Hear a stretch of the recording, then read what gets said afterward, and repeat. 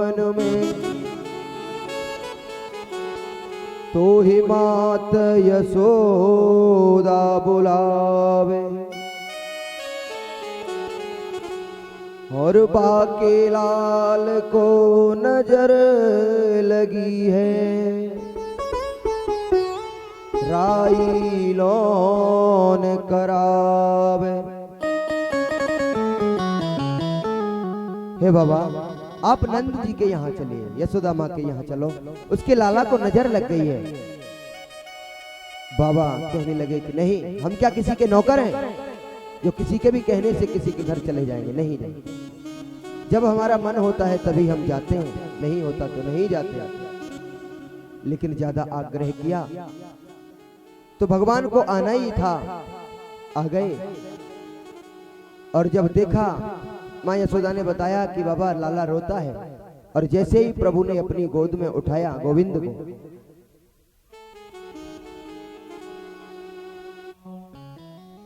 भोलेनाथ ने जैसे ही अपनी गोदी में लिया, प्रभु एकदम से चुप हो गए, हंसने लगे।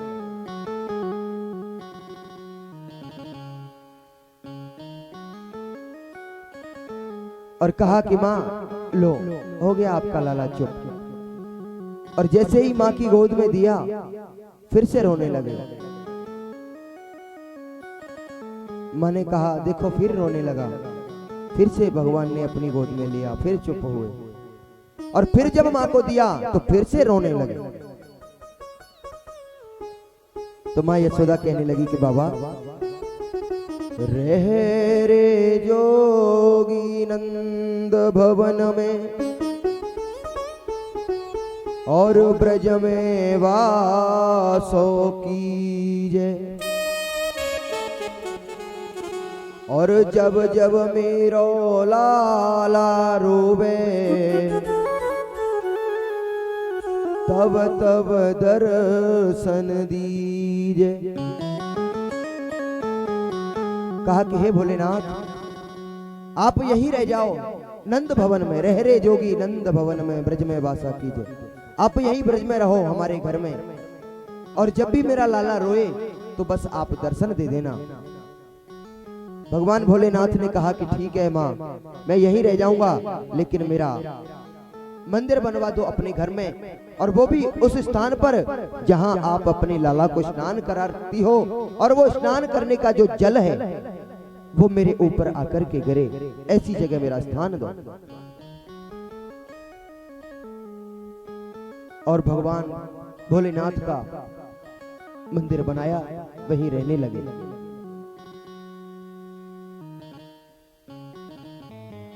एक बार प्रेम से बोलो राधे राधे।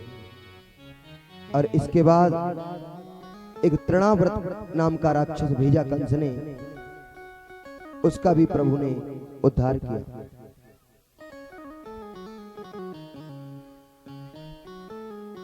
अब तो थोड़े बड़े हुए, चलने लगे हैं घुटनों के बल। एक दिन यदुवंश के आचार्य महात्मा गर्गाचार्य कहीं जा रहे थे निकल करके गोकुल से, तो नंद बाबा ने उनको जाते हुए देखा। नंद बाबा को याद आया कि मेरे भी दो पुत्र हैं और नामकरण किसी का नहीं हुआ, इससे अच्छा और अवसर कोई नहीं हो सकता। ये इतने बड़े आचार्य गर्गाचार्य जी जा रहे हैं, तो मैं इन्हीं को बुला करके अपने बच्चों का नामकरण करवाऊं। तो गर्गाचार्य जी को बुलाया, तो गर्गाचार्य जी से बताया कि महाराज घर में दो बालक हैं, नामकरण अभी किसी का भी नहीं हुआ, तो मैं चाहता हूं कि आपके श्री मुख से मेरे बालकों का नामकरण हो। तो गर्गाचार्य जी ने कहा कि नंद जी यदुना मह आचार्य ख्यातश्च भुवि सर्वतः, मैं केवल यदुवंश का ही आचार्य हूं, आपके बच्चों का नामकरण में नहीं कर सकता।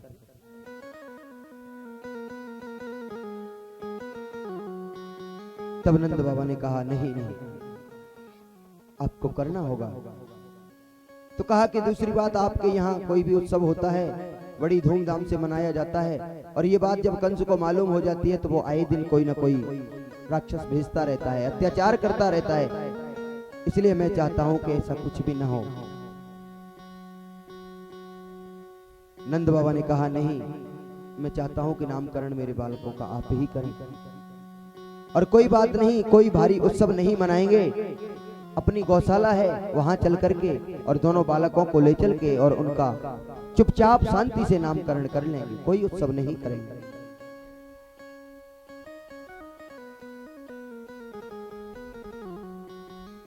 जब ऐसा कहा तो गर्गाचार्य जी को भी समझ आ गया और कोई बात नहीं, कहा ठीक है चलिए करते हैं नामकरण। अब तो श्री कृष्ण गोविंद हरि मुरारी, हे नाथ नारायण वासुदेवा।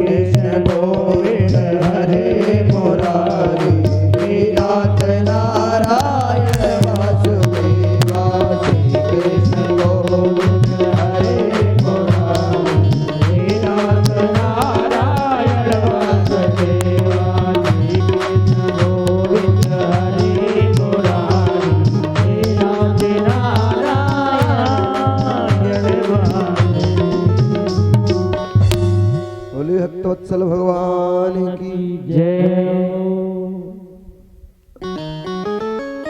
अब तो नामकरण होने लगा बालक।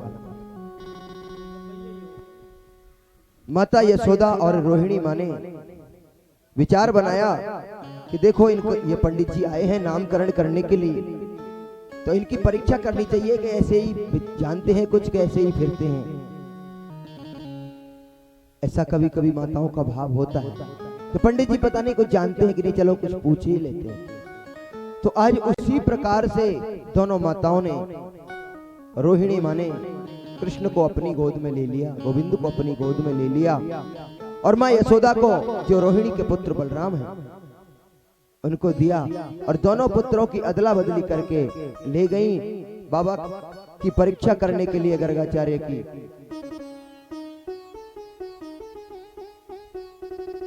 और लेकिन गर्गाचार्य भी कोई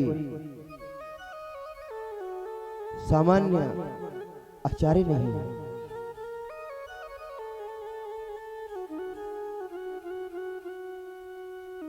गर्गाचार्य जी ने देखा, माताओं की चाल को समझ गए, मन ही मन मुस्कुराने लगे। लेकिन जैसे ही माँ पुत्रों को लेकर के सामने बैठी और कहा कि बाबा रखो नाम बच्चों का, जब प्रभु का दर्शन किया गर्गाचार्य ने तो गर्गाचार्य जी की समाधि लगी। मुंह खुला का खुला रह गया, नेत्र बंद हो गए। अब तो जब कुछ समय बीत गया, दोनों माताएं आपस में विचार करने लगी, अरे बहन ऐसा तो नहीं कि कहीं बाबा जी पधार गया हो। अरे अगर ऐसा ही करना था तो हमारे ही घर आए को हमके ही क्यों ये कलंक लगाया। आंखों के आगे ऐसे हाथ हिलाती हैं, मुंह खुलाए, लग रहा है कि गए गर्गाचार्य जी। और जब कुछ समय के बाद गर्गाचार्य जी की समाधि टूटी,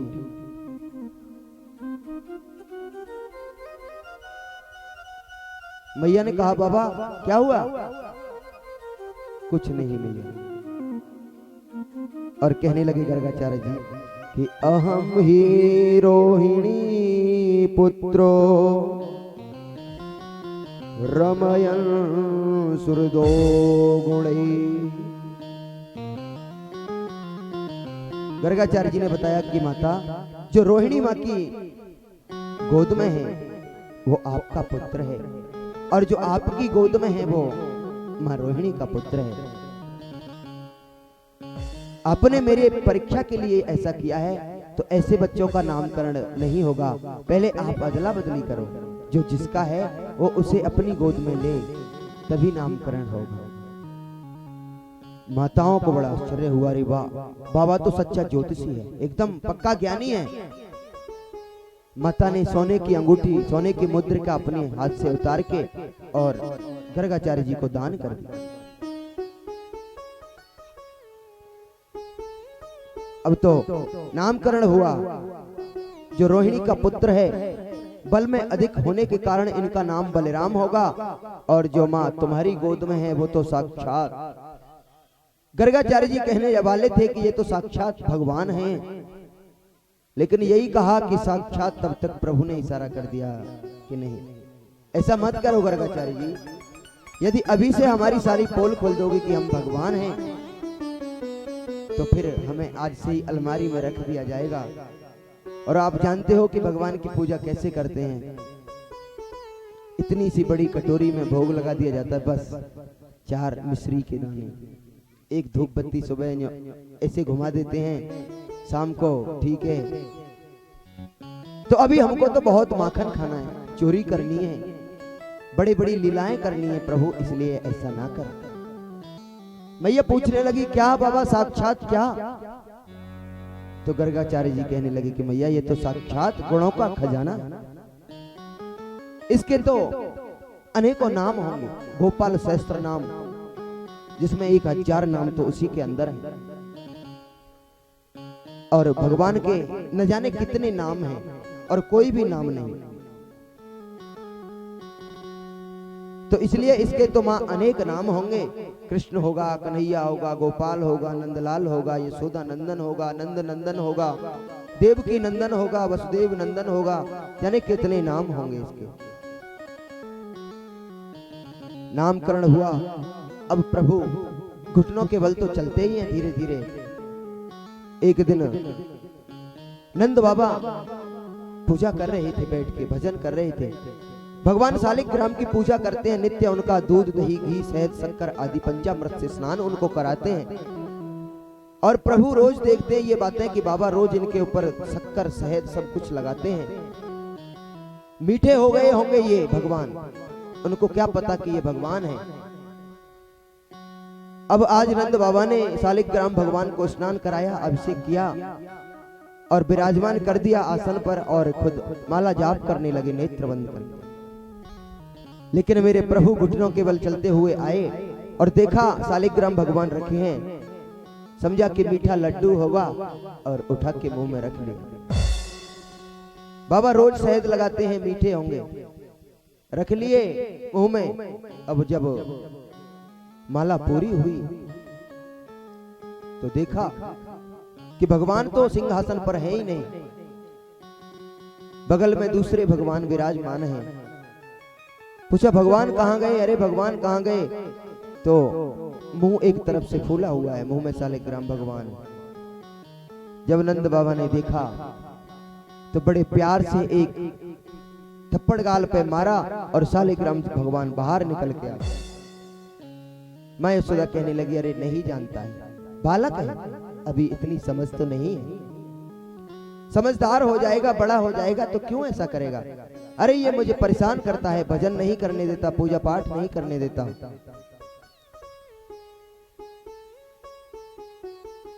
ये सब बातें हुई और एक दिन मां नंदरानी यशोदा ने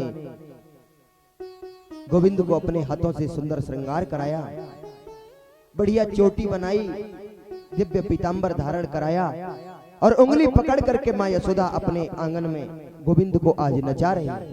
नाचे नंदलाल नचावे हरि की मैया।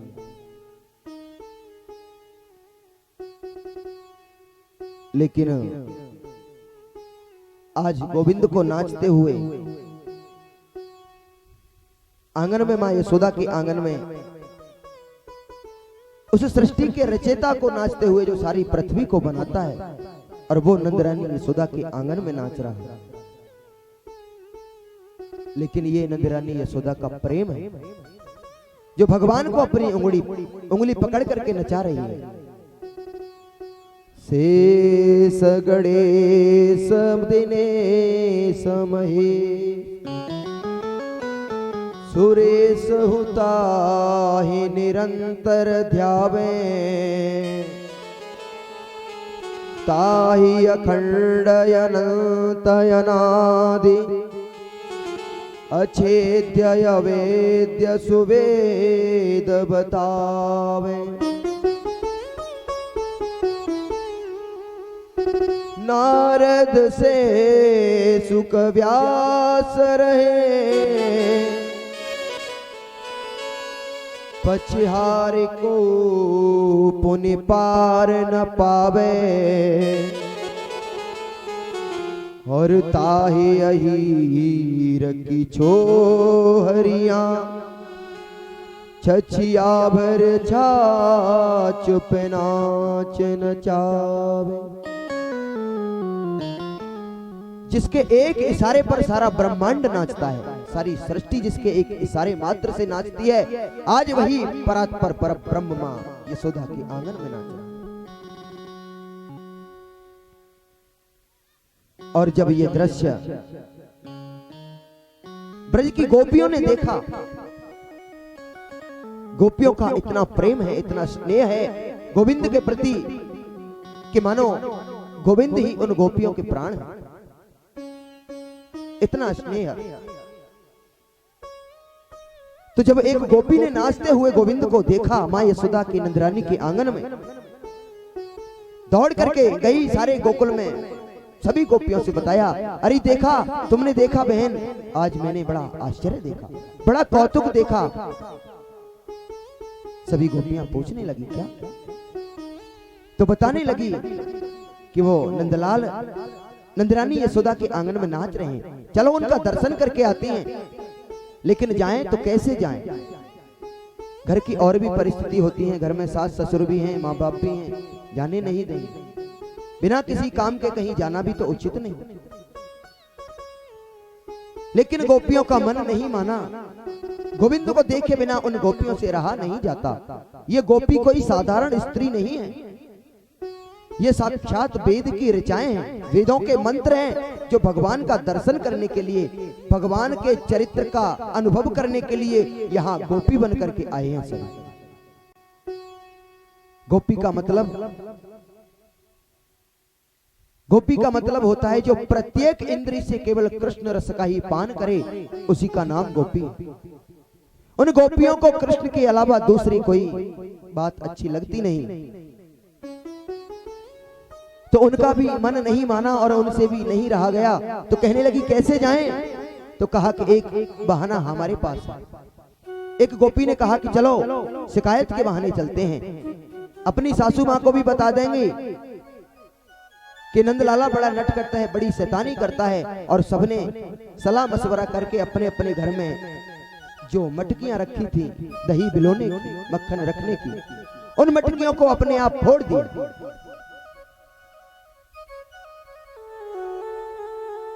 जब देखा सासू माँ ने, अरे बहू ये कैसे, अरे वो नंद का लाला आया था, तुम जानती हो वो कितना नटखट है, मटकी फोड़ के चला गया। अरे तो तुम जाओ नंदरानी यशोदा से कह के तो आओ, उसकी शिकायत तो करके आओ। अच्छा बहाना मिला गोपी। देखे बिन कान्हा जब मन नहीं माना, इन आंखों से आज हमने ब्रह्म को पहचाना है।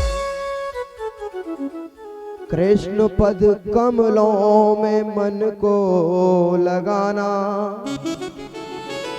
इन गोपियों का ताना ये उल्हाना तो बहाना है। केवल प्रभु को देखे बगैर नहीं रहा जाता, बस इतनी सी बात है।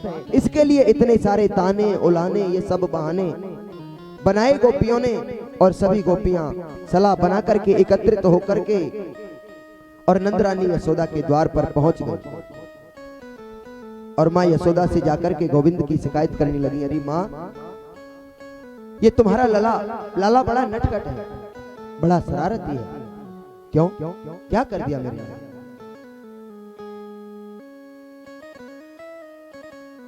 तो बताने लगी गोपियां कि माँ वत्सान मुंचन क्वचित समये क्रोश संजात हासम।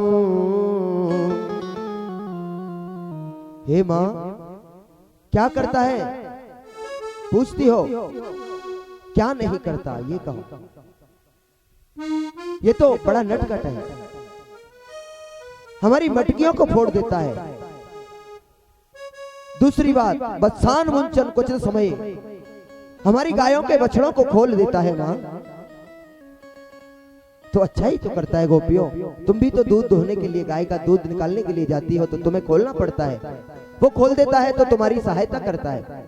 नहीं, बोले असमय, बिना किसी समय के ही दूध निकाल लिया, दोपहर के 12 बजे जाके बछड़ों को खोलने का क्या मतलब। मां बड़ा शरारती है तुम्हारा लाला, बहुत। अरे मैया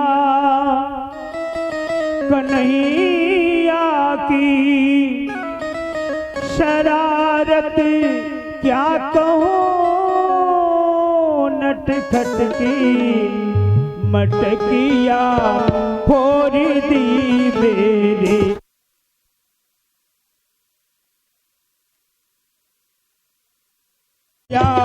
फोड़ दी मेरे घरिया, फोड़ दी मटकिया, फोड़ दी मेरे। मैया कन्हैया की शिकायत क्या कहूँगी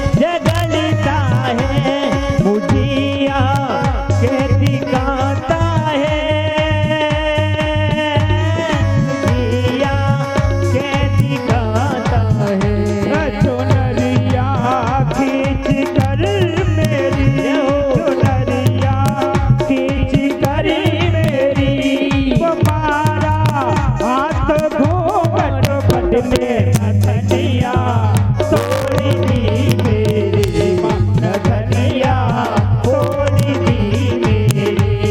हरी मैया कन्हैया की शिकायत क्या कहूँ री नटखट की मटकिया तोड़ी दी मेरे, नगरिया तोड़ी दी मेरे।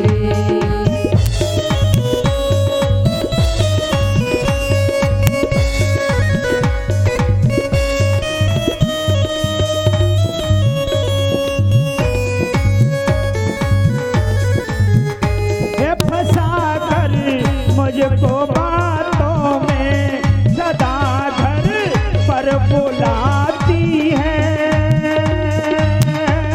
सदा घर पर बुलाती है। फंसा कर मुझको बातों में सदा घर पर बुलाती है, सदा घर पर बुलाती है।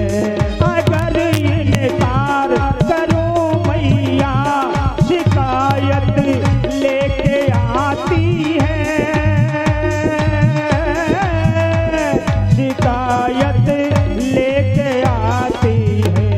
ये झोटी है जमाने की, ये झोटी है जमाने की। मिली थी कल मुझे पलट गगरिया तोड़ी दी मेरे माँ, मटकिया फोड़ी दी मेरे। हरी मैया कन्हैया की शिकायत क्या कहूँ री नटखट की मटकिया फोड़ी दी मेरे माँ, मटकिया फोड़ी दी मेरे, मटकिया फोड़ी दी मेरे। बोलिए भक्तवत्सल भगवान की। गोपियां प्रभु की नाना प्रकार से शिकायत करने लगी। ये चोरी करता है, माखन की चोरी करता है। और भी बहुत सारी बातें, कई कहानियां सुनाई। एक गोपी कहने लगी, अरे मैया एक दिन तो ऐसी अनहोनी हुई, मैं घर में पकवान बना रही थी, भगवान की कथा थी, सत्यनारायण भगवान की कथा घर में करनी थी। तो सुबह सुबह सुंदर पकवान बना रही थी और ये तुम्हारा लाला पहुंच गयो और मुझसे कहने लगो कि भाभी प्रसाद मुझे भोजन दे दे। तो मैंने कहा कि लाला अभी नहीं, आज तो पूजा होगी, उसके बाद मिलेगा। किसकी पूजा? जय जय की पूजा होगी, बच्चे से कह देते हैं। तो गोविंद ने मन में सोचा, हमसे बड़ा और कौन सा जय जय है, कौन सा भगवान है जिसकी पूजा होगी। सत्यनारायण भगवान की पूजा होगी और मैंने इनको भोजन नहीं दिया, प्रसाद नहीं दिया। तो वहां से क्रोधित होकर के चला आया, उस समय कुछ नहीं कहा और रात्रि को मेरे घर गया। मैं सोई हुई थी, पास में मेरे पतिदेव भी सोए हुए थे। उनकी चारपाई इधर थी, मेरी इधर थी, दोनों का सर एक तरफ था। अब तो तेरे लाला ने मैया मौका पाया तो उनके सर के बाल, मेरे सर के बाल और उनकी दाढ़ी के बाल दोनों आपस में जोड़ दी। अब तो रात्रि में पतिदेव की नींद खुली, उन्होंने कहा देवी पानी लाओ, और जैसे ही मैं खड़ी होने लगी तो मेरी चोटी खींचने लगी और जब देखा तो पतिदेव की दाढ़ी में बंधी हुई है। ऐसा करता है ये तुम्हारा। और अनेकों शिकायतें मां यशोदा से गोपियों ने की। और इसके बाद प्रभु की अनेक लीलाओं का वर्णन है। एक बार सभी ग्वाल वालों के साथ प्रभु कहीं खेल रहे थे। बलदाऊ भैया भी हैं साथ में और भी साथ के अपने ग्वाल बाल हैं। और खेलते खेलते प्रभु ने क्या उनके मन में आई और एक मिट्टी का डेला उठाया और अपने मुखमंडल में रख लिया।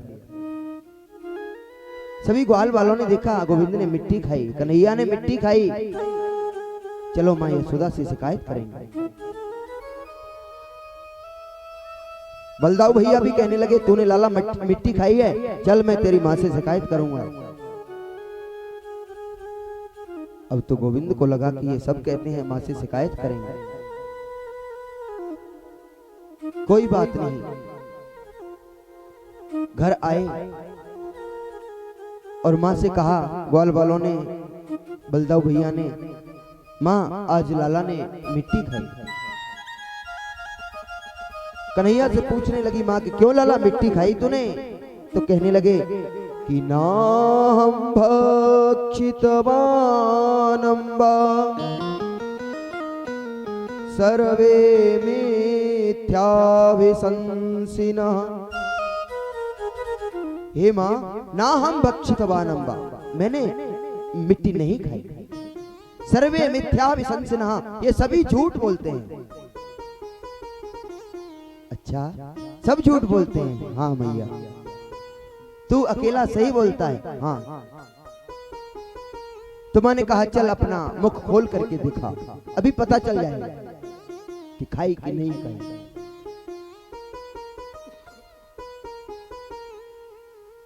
लेकिन अब मुख में कहां रखी है मिट्टी को खाए हुए, तो काफी समय हो गया, वो तो पेट में पहुंच गई। मां ने जब मुख खोलने को कहा तो मेरे प्रभु ने अपना जब मुख खोला, प्रभु के मुख में मां यशोदा को सारे ब्रह्मांड का दर्शन हुआ, तीनों लोकों का दर्शन हुआ, सारी पृथ्वी का दर्शन हुआ। उसमें ब्रजमंडल भी दिखता है, नंदरानी का महल भी दिखता है, और आंगन में गोविंद खड़े हैं मां यशोदा के साथ।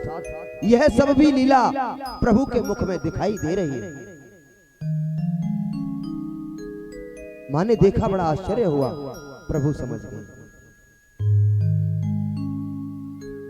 और प्रभु ने योग माया को आदेश दिया कि मां की बुद्धि को थोड़ा सा भ्रमित बना दो, जो देखा था उसे भुला दो, और पुनः मुख खोल करके दिखाया तो जैसा बालक का मुंह होता है मां को वैसा दर्शन हो। तो कहा मैया मैंने मिट्टी नहीं खाई, और एक बार मां यशोदा लाला को अपने हाथों से खिला रही थी, अपने साथ बिठाए हुए हैं। गोविंद मां से बातें करते हैं, मां बड़ा दुलार करती है। नंदरानी यशोदा के यहाँ लाखों तो दास दासियां लगे हैं सेवा करने वाले, लेकिन फिर भी भगवान की सेवा, अपने लाला की सेवा स्वयं अपने हाथों से करते हैं। लाला के लिए दही मंथन करती है, फिर मक्खन निकाल के अपने हाथों से लाला को खिलाती है। इतना वात्सल्य है। आजकल की माँ तो अपना भी दूध नहीं पिला सकती बालक को। बालक पैदा हुआ और उसके मुंह में बोतल लगा देते हैं। ये आजकल की माताओं की ऐसी वृत्ति है। सिरा दे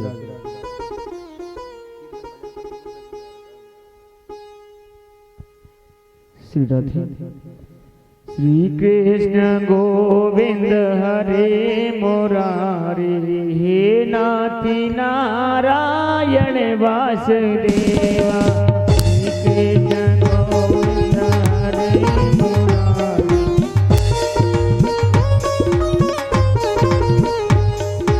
हे नाथी नारायण वासुदेवा, हे नाथी नारायण वासुदेवा, हे नाथ नारायण वासुदेवा, हे नाथ नारायण वासुदेवा।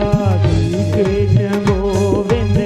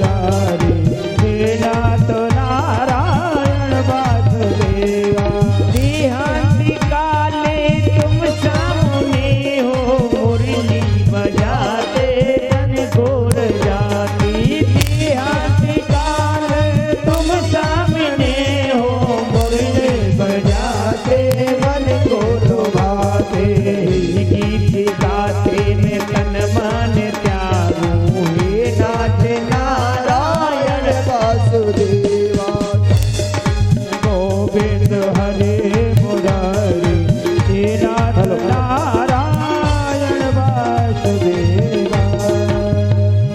बोले भक्त वत्सल भगवान की जय। तो आज नंदिरानी यशोदा लाला के साथ कुछ वार्ताएं कर रही है। गोविंद पूछती है, माँ तुझे दूध प्यारा है कि पूत प्यारा है? माँ ने हंस करके गोविंद को अंक में भर लिया और कहने लगी, लाला कैसी बातें करता है तू? दूध क्यों प्यारा होगा? मुझे तो अपना पूत ही प्यारा है। अच्छा, और मां दही बिलोने लगी। गोविंद ने कहा, मां की ओर गए, देखा मां दही बिलो रही है। मां से कहा, माखन दे दे मैया। मैया ने कहा, बेटा अभी माखन बन निकल रहा है, दही बिलो रही हूं, अभी थोड़ी देर में निकलेगा, उसके बाद मैं तुझे माखन दूंगी।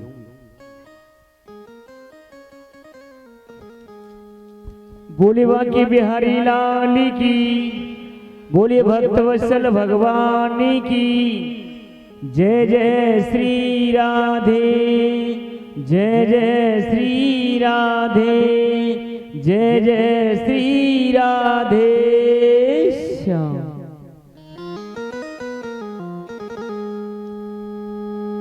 हो बिन पिए नशा हो जाता है। आइए तालियों को साथ देते हुए।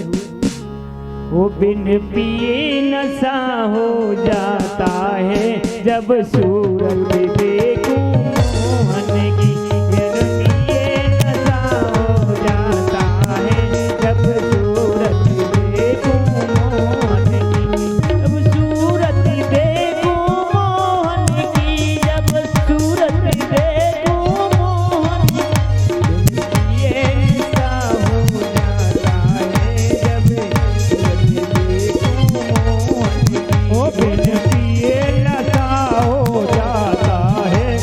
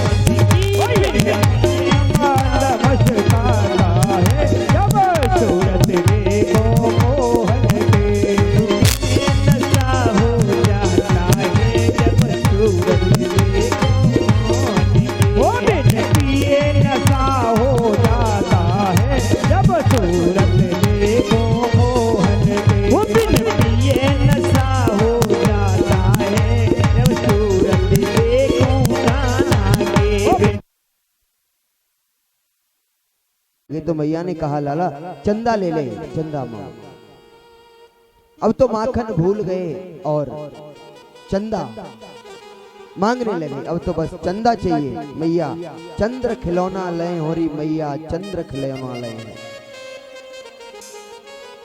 और बताने लगे कि मैया अगर तुमने मुझे चंदा नहीं दिया तो क्या करोगे? तो बताने लगे, क्रोधित हुए, अगर तुमने चंदा नहीं दिया तो सुरभि कौ पे पान न करी हो और बेणी सर न गुतई हो। अगर तूने मुझे चंदा नहीं दिया तो मैं तेरी गाय का दूध नहीं पीऊंगा। ठीक है दारी के मत पियो, तू ही तो दुबलो है जाएगा, मैं तो बलराम को पिला दूंगा। और बोले बेणी सर ना गुथेयो, सर पर चोटी भी नहीं बनवाऊंगा अगर तूने मुझे चंदा नहीं दिया। माँ को डराने धमकाने लगे। हटो पकड़े नंदलाला, जय हो मैयारी मोहे चंदा ला दे। हटो पकड़े नंदलाला, मैयारी मोहे चंदा ला दे।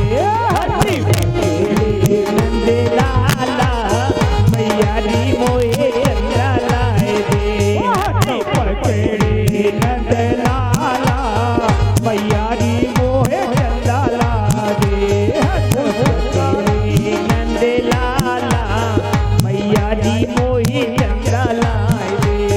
और चंदा ला दे, चंदा ला दे, चंदा ला दे। चंदा ला दे, चंदा ला दे, चंदा ला दे। ओ चंदा ला दे, चंदा ला दे, चंदा ला दे। ओ चंदा ला दे।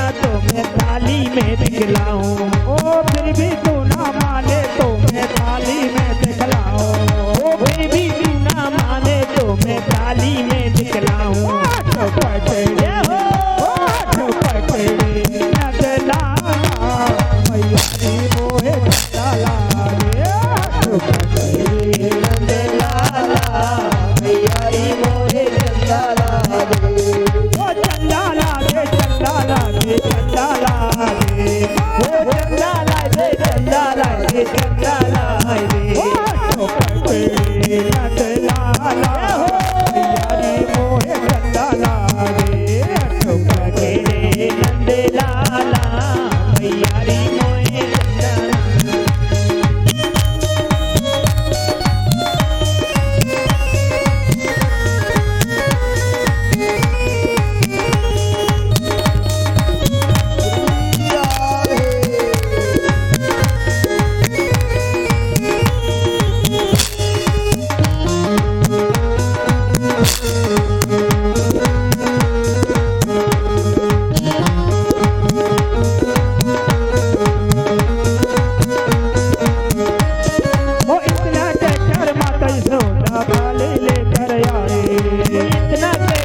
थाली लेकर आए वो इतना कहकर माता यशोदा थाली लेकर आए इतना कहकर माता यशोदा थाली लेकर आए वो पानी भरकर दिखलाई है चंदा की परछाई वो पानी भरकर दिखलाई है चंदा की परछाई लाला मैया रे मोहे चंदा लागे लाला मैया जी मोहे चंदा लाए रे लाला मैया रे मोहे चंदा लागे लाला मैया रे मोहे चंदा लागे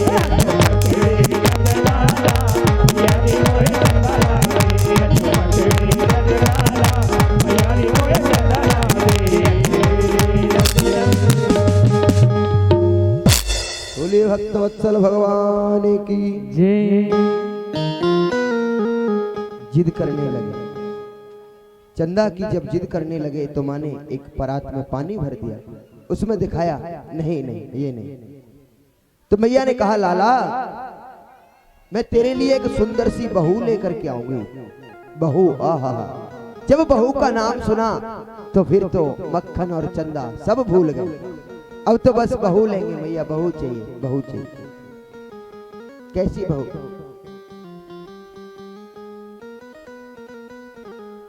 राधिका गोरी से है ना मैया कहने लगी अरे वाह बड़ा आया बहू वाला मुंह देखा है कैसा है इतने में ही किसी गोपी ने आकर के बताया कि अरे माँ वो चूल्हे पर जो दूध रखा था वो निकल रहा दूध उफल रहा है तो मैया ने लाला को तो छोड़ा और दूध की ओर दौड़ पड़ी गोविंद को बड़ा क्रोध अभी तो कह रही थी कि दूध प्यारा नहीं है मुझे तो तू ही प्यारा है और अब मुझे ऐसे जमीन पर पटक के चली गई बड़ा क्रोध आया प्रभु को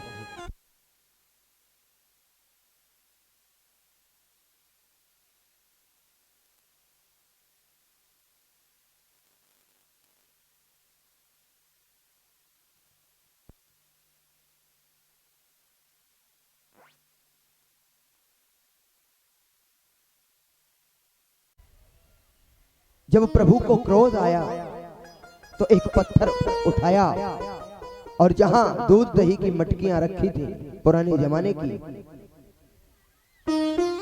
माँ यशोदा की सासू माँ के जमाने की मटकियां थीं लेकिन प्रभु ने क्रोध में आकर के और सारी मटकियों को तोड़ दिया अब जब गोविंद ने मटकियों को फोड़ दिया तो माँ को भी क्रोध आया अब प्रभु को पता लगा कि अब तो माँ मारेगी पिटाई लगाएगी तो दौड़ने लगे पीछे पीछे माँ दौड़ रही है आगे आगे गोविंद दौड़ रहे हैं पकड़ने में नहीं आए जब देखा कि अब माँ थक गई है परेशान है रुक गई माँ ने पकड़ लिया छड़ी लेके पीछे दौड़ रही है चौरेदारी के तूने बता मेरी सासू माँ के जमाने की मटकी फोड़ दिया अब तो मैं तुझे नहीं छोड़ूंगा चल डांटने लगी माँ और माँ के आंगन में दो यमलार्जुन के वृक्ष खड़े हैं ये कुबेर के पुत्र हैं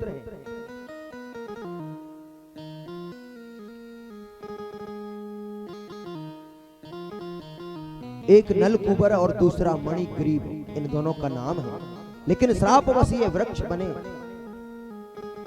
और इनको ऐसा भी वरदान था कि प्रभु का स्पर्श करने के कारण तुम्हारा उद्धार हो जाएगा। तो आज मां गोविंद को उखल में बांधने के लिए पकड़ करके ला रही है कि चल आज तो मैं तुझे उखल से बांधूंगा। लेकर के आई और रस्सी लेकर के मां जब गोविंद को बांधने लगी तो उस परात पर नारायण को कौन बांध सकता है? यह सामर्थ्य किसकी है? जो प्रभु को बांध ले। न चांतर न बहिर्यस्य न पूर्वं नापि चापरं न चांतिर्न बहिर्यस्य न पूर्वम ना पिचा परम। जिस परमात्मा के ना आदि का पता, न जिसके अंत का पता और ना ही जिसके मध्य का पता, उस परमात्मा को आज मां यशोदा अपने वात्सल्य के कारण उखल से बांध रही। रस्सी 2 अंगुल छोटी पड़ जाती है, बार बार रस्सी जोड़ती है मां, फिर छोटी पड़ जाती है, फिर जोड़ती है। बंदने में नहीं आए। प्रभु को लगा कि अब मां परेशान हो गई और स्वयं ही अपने आप से रस्सी में बंध गए। जब उखल से बंधे हुए प्रभु को देखा, नलकुबर और मणिग्रीव जो 2 यमलार्जुन के वृक्ष हैं, तो उन्होंने भी प्रभु का स्पर्श करना चाहा, उनके मध्य से जाने लगे तो वो दोनों वृक्ष टूट करके नीचे गिर गए।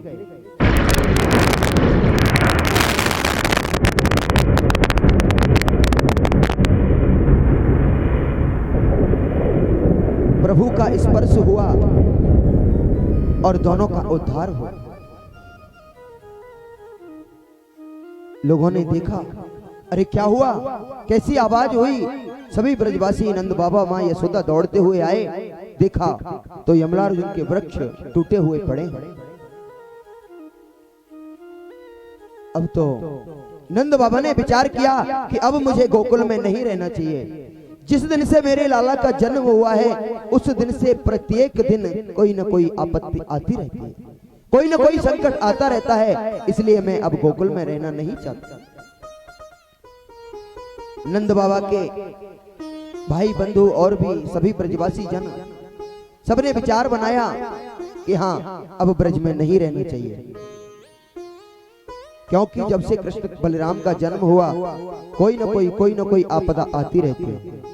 एक भी दिन इनका जीवन सुख से नहीं बीता, आए दिन कोई न कोई कष्ट आता रहता है, इसलिए अब गोकुल छोड़ देना चाहिए। सबने विचार किया तो कहा कि कहां चलना चाहिए? तो बताने लगे कि वनम वृंदावनम नामा पसभ्य वन काननम गोप गोपी गवाम सेव्याम पुण्या धृत वरुणी वरुणी। कहां जाने का विचार बनाया? वृंदावन। तो आइए हम लोग भी 2 मिनट वृंदावन का चिंतन करते हैं कि गजब की बांसुरी बजती है वृंदावन बसैया की, करूं तारे भुजा मुरली की, मुरलीधर कन्हैया की। हो मेरे जोठे बेरे की पीर सकरी जावन जाऊंगी, मेरे जोठे बेरे की पीर सकरी जावन जाऊंगी, मेरे जोठे बेरे की पीर जावन जाऊंगी, ओ मेरे जोठे बेरे की पीर जावन जाओगे, वृंदावन जाऊंगी, गिरिवर जाने जाऊंगी, ओ वृंदावन जाऊंगी, गिरिवर